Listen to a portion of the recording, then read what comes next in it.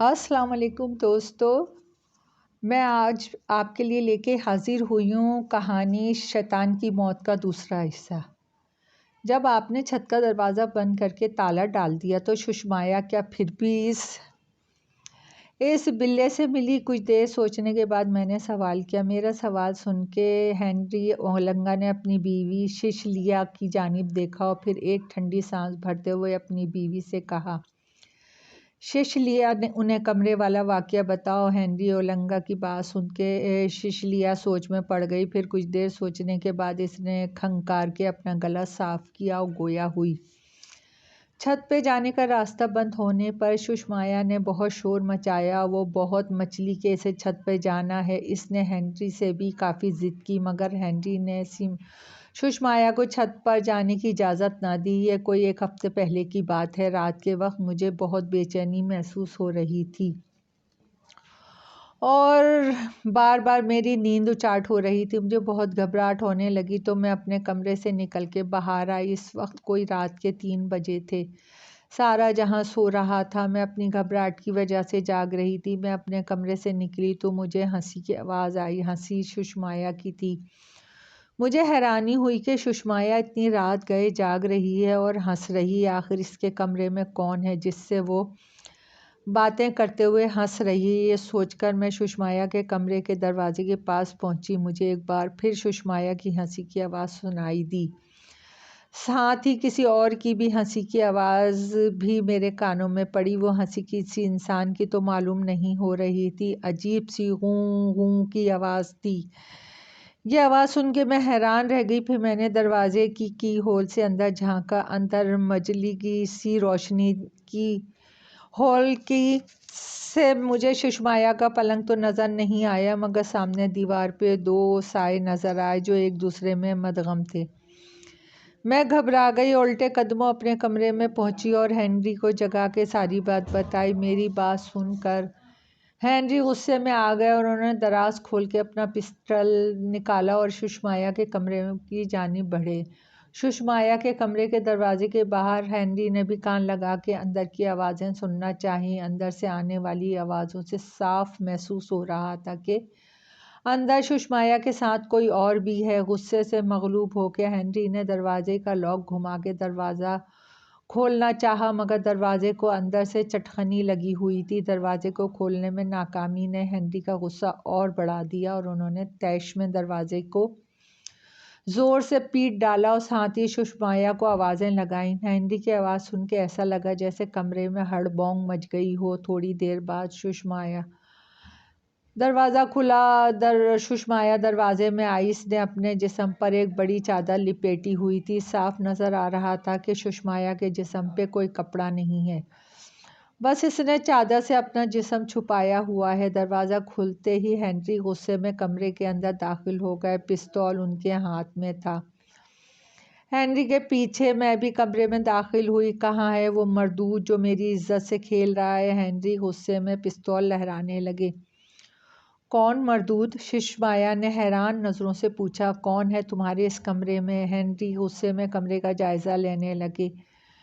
میں نے bath room میں کھول کر دیکھا مگر کمرے میں یا باتھ روم میں کوئی بھی نہیں تھا اور دروازے کے علاوہ کمرے میں آنے جانے کا کوئی دوسرا راستہ بھی نہیں تھا۔ میں حیران نظروں سے سشمایا کو دیکھ رہی تھی۔ میں پوچھتا ہوں کون تھا یہاں تمہارے ساتھ جب کمرے میں کسی کو نہ پایا؟ تو ہنری نے سشمایا سے مخاطب ہوا۔ یہاں تو میرے ساتھ صرف جانی ہے۔ سشمایا مسیری کی جانب اشارہ کر کے بولی۔ جانی؟ ہنری اور میرے منہ سے ایک ساتھ نکلا۔ پھر ہم دونوں نے مسیری کی جانب دیکھا تو مسیری پہ سشمایا کا سلیپنگ سوٹ پڑا تھا اور اس سلیپنگ سوٹ پر وہی کالا منحوس بلّا بیٹھا اپنی سرخ آنکھوں سے ہمیں گھور رہا تھا۔ یہ جانی ہے؟ ہنری بلے کو دیکھ کر بولا۔ ہاں، اور اس وقت میرے کمرے میں میرے اور جانی کے سوا کوئی اور نہیں ہے۔ اب کیا ایک بلے کے کمرے میں ہونے سے بھی آپ کی عزت پہ حرف آتا ہے؟ سشمایا تلخ لہجے میں بولی۔ تمہیں اس گندے بلے سے گھن نہیں آتی؟ میں نے سشمایا سے پوچھا۔ میری بات سن کے سشمایا نے عجیب نظروں سے مجھے دیکھا اور بولی، یہ تو میرا جانی ہے۔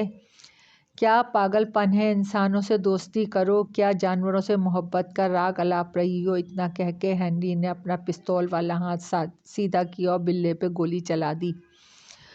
فائر ہوتے ہی بلّا اپنی جگہ سے اچھلا اور کمرے سے باہر کی جانب بھاگا۔ جانی جانی رک جاؤ جانی، تمہیں میری قسم! بلے کو کمرے سے باہر بھاگتا دیکھ کر سشمایا زور سے چیخی اور بلے کے پیچھے دوڑی، مگر بلّا تیزی کے ساتھ بھاگ گیا۔ اے، آپ نے میری جانب پہ فائر کیا، میں آپ کو کبھی معاف نہیں کروں گی۔ سشمایا ہنری سے لڑنے لگی تو ہنری نے طیش میں آ کے سشمایا کے منہ پہ ایک تھپڑ رسید کیا تو سشمایا مسیری پہ گر پڑی اور اس کے جسم پہ لپٹی چادر کھل گئی۔ ہنری نے فوراً اپنی نظریں نیچے کیں اور کمرے سے باہر کی جانب چل دیے۔ میں جلدی سے سشمایا کے پاس پہنچی تو میں نے دیکھا سشمایا کے جسم پہ جگہ جگہ ناخنوں کے نشان تھے، جیسے کسی نے اسے ناخنوں سے نوچا ہو۔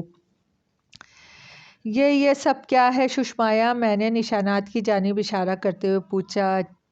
چلے جائیں آپ لوگوں کو میری کوئی خوشی عزیز نہیں ہے، جائیں یہاں سے، سشمایا ہسٹریائی انداز میں چیخی تو میں گھبرا کے کمرے سے باہر نکل گئی۔ سیسلیا اتنا کہہ کے خاموش ہو گئی۔ پھر آپ لوگوں نے کیا کیا؟ سشمایا کے خاموش ہونے پہ میں نے پوچھا۔ ہم کیا کر سکتے ہیں؟ اپنی بدنامی کے ڈر سے ہم نے بات چھپائی، مگر میں نے اپنے مکان کے گرد گارڈ بڑھا دی اور تمام گارڈز کو حکم دیا کہ وہ کسی جانور، خاص طور پر کسی بلے کو مکان کے آس پاس بھی نہ پھٹکنے دیں۔ ہنری نے جواب دیا۔ پھر تقریباً 1 ماہ ہو چلا ہے، وہ بلّا نظر نہیں آیا۔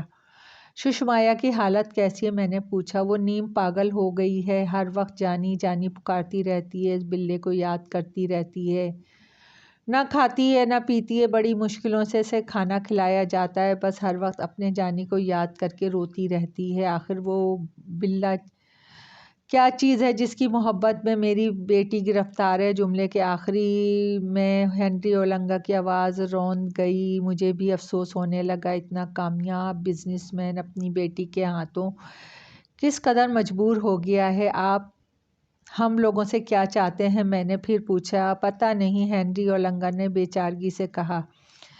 میں بس اس مسئلے کا حل چاہتا ہوں۔ ہنری اولنگا کی بات سن کے میں نے برٹن کی جانب دیکھا، وہ بھی حیران نظروں سے مجھے دیکھ رہا تھا۔ میری سمجھ میں نہیں آ رہا اس مسئلے کا کیا حل ہے اور وہ بلّا کیا چیز ہے۔ آخر چیف نے کس طرح کا کیس میرے حوالے کیا ہے؟ ٹھیک ہے، دیکھتے ہیں ہم اس مسئلے پر میں آپ کی کیا مدد کر سکتے ہیں، میں نے ڈپلومیسی سے کام لیتے ہوئے جواب دیا۔ ذرا سشمایا کو یہاں بلوا دیجیے یا ہمیں اس کے کمرے میں لے چلیں تاکہ میں سشمایا سے کچھ باتیں پوچھ سکوں۔ کچھ دیر بعد میں نے سوچتے ہوئے ہنری اولنگا کو مخاطب کیا۔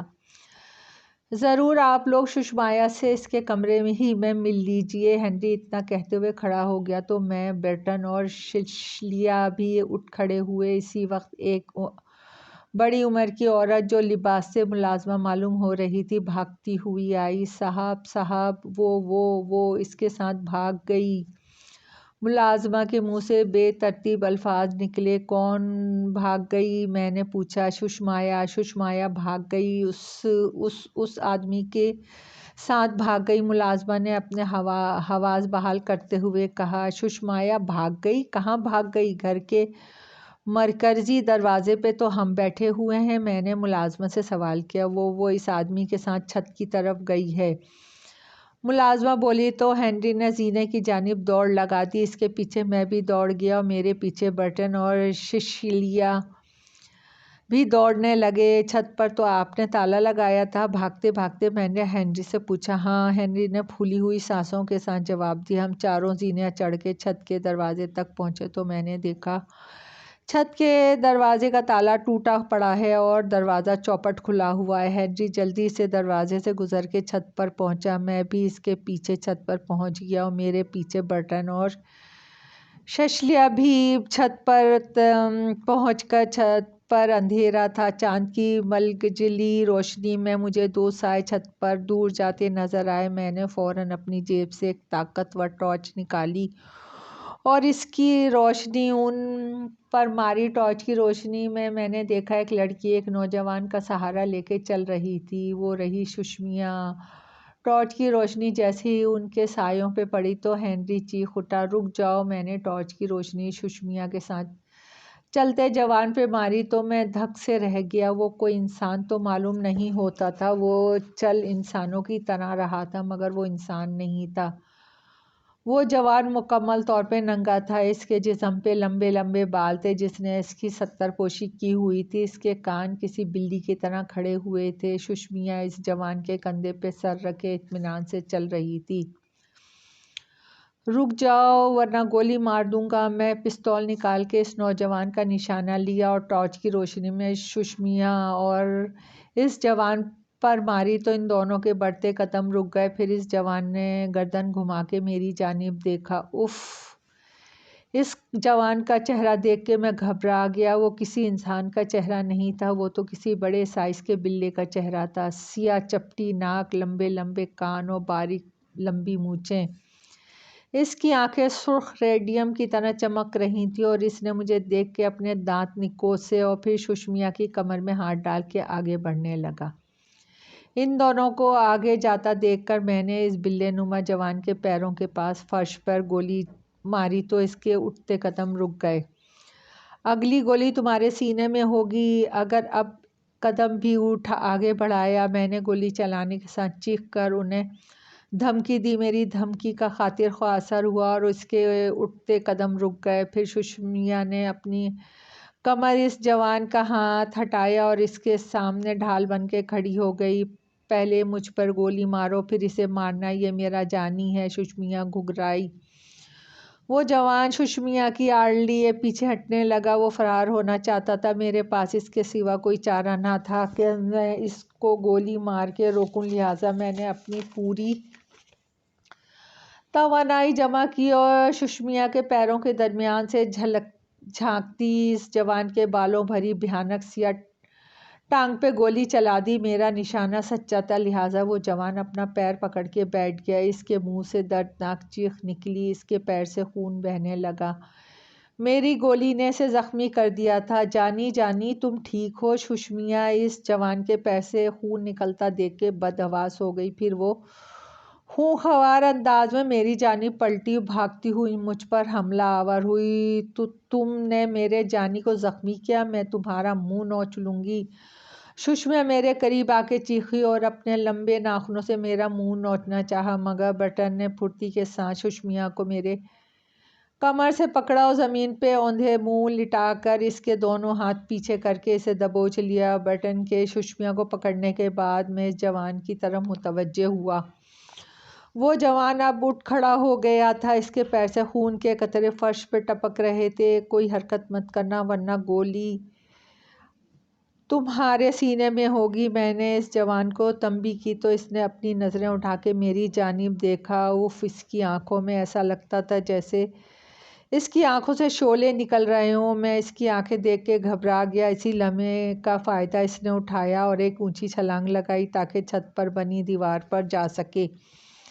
میں نے ٹارچ کی روشنی اس پہ مارنے کی کوشش کی مگر اس کی چھلانگ بہت اونچی تھی، ٹارچ کی روشنی وہاں تک نہ پہنچ سکی۔ میں نے جلدی سے ٹارچ کی روشنی چھت پر بنی دیوار پہ ماری تو میں حیران رہ گیا کیونکہ اس دیوار پہ وہ جوان نہیں بلکہ ایک بڑے سائز کا بلّا بیٹھا تھا، مجھے گھور رہا تھا۔ اس بلے کی ٹانگ سے خون نکل رہا تھا۔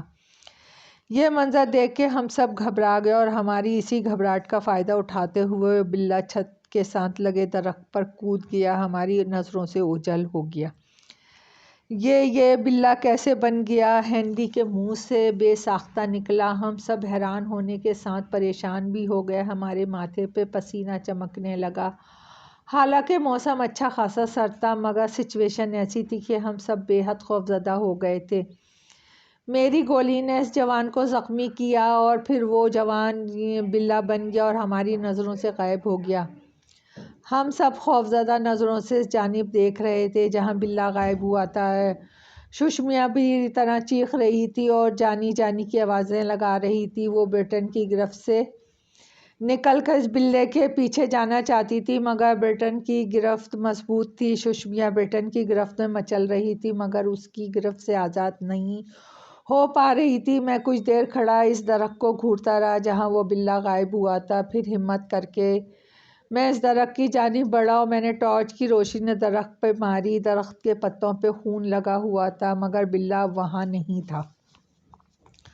درخت کا جائزہ لینے کے بعد میں واپس سب کے پاس آیا۔ وہ سب اب بھی خوفزدہ نظروں سے اس درخت کو گھور رہے تھے۔ میں نے ہنری کا کندھا ہلا کے اسے نیچے چلنے کا کہا تو سب زینے کی جانب چل دیے۔ سشمیا کو برٹن نے کندھے پہ اٹھا لیا۔ زینے اتر کے ہم گھر کے اندر پہنچے۔ گھر کے اندرونی حصے میں پہنچ کر سشمیا کو برٹن نے اس کے کمرے میں بند کر دیا اور پھر ہم سب ڈرائنگ روم میں آ گئے۔